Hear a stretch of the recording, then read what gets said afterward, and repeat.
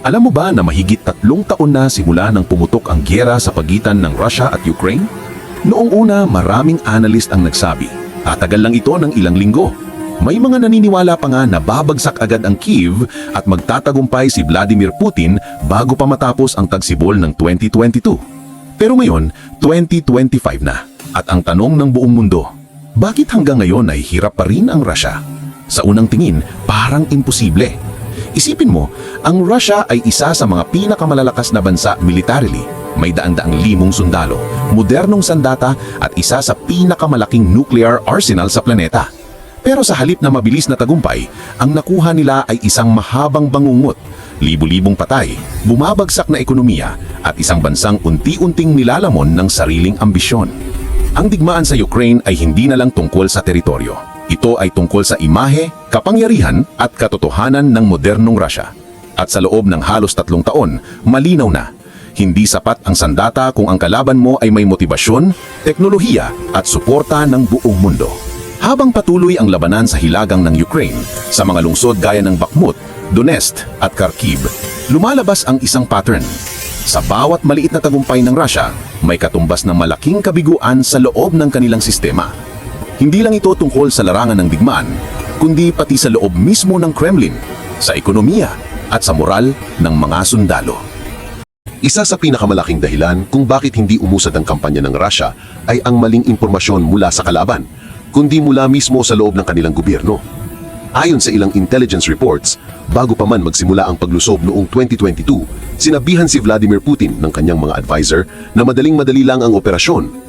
Sinabi raw sa kanya na mahina ang gobyerno ng Ukraine, na mabubuag agad ang depensa at tatanggapin pa nga ng mga tao ang mga sundalong Ruso bilang tagapagpalaya. Pero mali ang lahat ng iyon. Ang mga opisyal na takot magsabi ng totoo kay Putin ay nagpasa ng magagandang numero, peke o pinaganda ang ulat para lang magmukhang ayos ang lahat. Ang resulta, isang plano na batay sa ilusyon, hindi sa realidad. Habang nagsimula ang operasyon, napagtanto ng mga sundalo sa frontline na ibang-iba ang sitwasyon sa aktwal. Wala silang sapat na pagkain, kulang sa gasolina, at madalas, hindi alam kung bakit sila nandoon. Marami ang nagrereklamo na hindi sila handa sa matagalang gyera dahil ang inaasahan nila ay ilang araw lang. Ngunit pagdating nila, sinalubong sila ng isang bansa na handang lumaban hanggang huling hininga. At habang patuloy ang gyera, nagsimulang pumutok ang mga leak mula sa loob ng Russia. Mga sundalong nagpo-post ng video, mga opisyal na nagbibitiw, at mga pamilya ng namatay na sundalo na nagsisigaw sa lansangan para sa hustisya. Ang dating mahigpit at tahimik na imahe ng Russia ay unti-unting nabubutas ng katotohanan. Sa loob ng Kremlin, nagkaroon ng takot at kawalang tiwala. Mga general na nag-aaway, mga opisyal na nagtatago ng datos, at isang lider na ayaw tanggapin na mali siya. Isa sa mga pinakamalalim na sugat ng Russia sa gyerang ito ay hindi nakikita sa larangan ng digmaan, kundi sa loob ng ekonomiya at teknolohiya.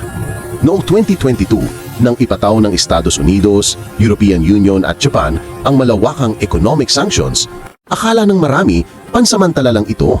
Pero paglipas ng mga taon, ramdam ng bawat industriya ng Russia ang epekto.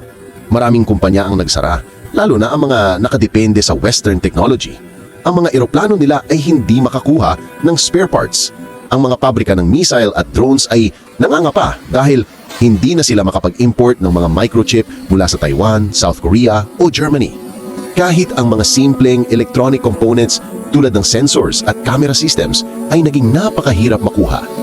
Dahil dito napilitan ng Russia na mag-improvise. May mga ulat na ginamit nila ang mga mabagal na civilian drones at ginawang military grade gamit lang ang lokal na teknolohiya. Pero sa modernong digmaan, hindi sapat ang improvisasyon. Kapag ang kalaban mo ay gumagamit ng NATO-level precision weapons at AI-guided targeting systems, ang bawat maliit na kakulangan sa hardware ay nagiging malaking pagkatalo sa lupa. Kasabay nito, bumagsak ang ruble, tumaas ang presyo ng bilihin at libo-libong kumpanya ang nagsara.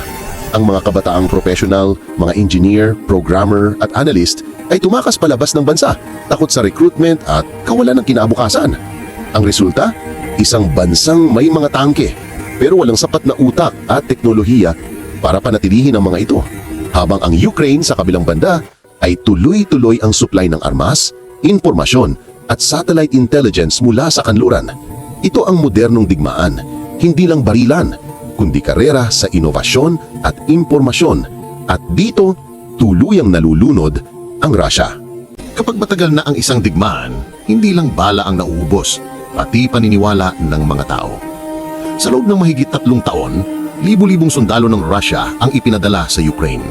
Marami sa kanila, mga bata, galing probinsya, walang sapat na pagsasanay. Maraming napilitang sumali dahil sa partial mobilization at ang iba ay sinabihan lang na training exercise daw ito bago sila tuluyang ipadala sa front lines. Pero pagdating nila roon, ibang-iba ang katotohanan. Ang mga kwento mula sa survivors ay iisa ang tema. Walang direksyon, walang malinaw na leader at walang respeto sa buhay ng mga sundalo. May mga unit na naiiwan nang walang supply ng pagkain o bala sa loob ng ilang araw. May mga opisyal na nagtatago sa likod ng propaganda habang ang mga ordinaryong sundalo ang nagduro sa linya ng apoy. Marami ang tumakas o sumuko sa takot at ang mga nahuli ay tinatawag na traitor ng sarili nilang gobyerno. Sa loob ng Russia, hindi na rin ganoon kalakas ang suporta ng publiko. Noong unang taon, tinuring itong special operation, isang makabayang misyon. Ngayon, maraming pamilya ang nagdadalamhati sa mga anak na hindi na umuwi. At ang mga ina, kilala bilang Soldiers' Mothers Movement, ay muling lumalaban. Hinihingi ang katotohanan tungkol sa kanilang mga nawawalang mahal sa buhay. Kahit sa mga muso tulad ng Moscow at St. Petersburg, ramdam ang tahimik na pagod ng mga mamamayan. Hindi na pareho ang sigla ng propaganda. Ang mga dating sumusuporta ay ngayon ay nagtatanong na, para saan ba talaga ang digmaang ito? Siyamang habang sa kabilang panig, ang mga Ukrainyano ay mas lalong lumalaban. Pinapatibay ng pagkakaisa ng tulong mula sa kanluran at ng malinaw na layunin, ang ipagtanggol ang sariling bayan. Ito ang malaking pagkakaiba. Kapag ang isang hukbo ay lumalaban dahil kailangan, napapagod ito. Pero kapag lumalaban dahil naniniwala, mas nagiging matatag. At dito, malinaw kung sino ang may tunay na dahilan. Ngayon, sa pagpasok ng 2025, malinaw na ang larawan. Ang Russia, dating simbolo ng kapangyarihan at takot, ay hindi na ang higanting dati nating kilala.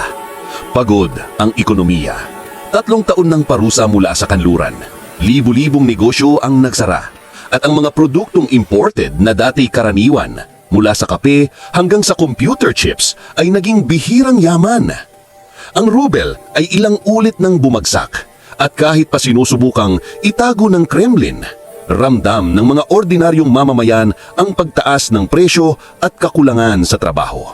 Ang mga oligarko, dati tahimik lang, ngayon ay palihim ng naghahanap ng paraan para mailigtas ang kanilang kayamanan sa ibang bansa. Pagod ang hukbo. Maraming bitiranong sundalo ang hindi na makabalik sa normal na buhay. Sila ay mga nasugatan hindi lang sa katawan, kundi sa isip. Ang trauma ng digmaan, ang takot, at ang kawalan ng tiwala sa pamahalaan ay unti-unting nagbubunga ng mga lihim na galit. Galit na maaaring sumabog sa hinaharap. Pagod ang gobyerno. Si Putin, bagamat nananatili sa kapangyarihan, ay humaharap sa pinakamalaking krisis ng kanyang pamumuno. Ang kanyang imahe bilang matatag na lider ay nagiging larawan ng isang lalaking desperado. Umaasa sa propaganda, censorship at takot para manatiling kontrolado ang bansa. Pero kahit gaano kalakas ang propaganda, hindi nito mapipigilan ang mga tanong na dumarami araw-araw. Hanggang kailan? Para saan? At sino ba talaga ang nakikinabang sa digmaang ito? Ang pagod na hinaharap. Sa labas ng Russia, patuloy na lumalakas ang ugnayan ng Ukraine sa kanluran.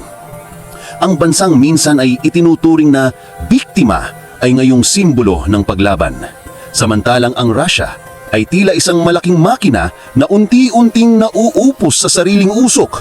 At sa bawat araw na lumilipas, ang digmaan ay hindi na lamang laban ng bala at lupa. Ito ay laban para sa pananampalataya sa sarili. Isang bansa na kailangang tanungin, paano mo muling bubuuin ang sarili kapag ikaw mismo ang sumira sa iyong kinabukasan?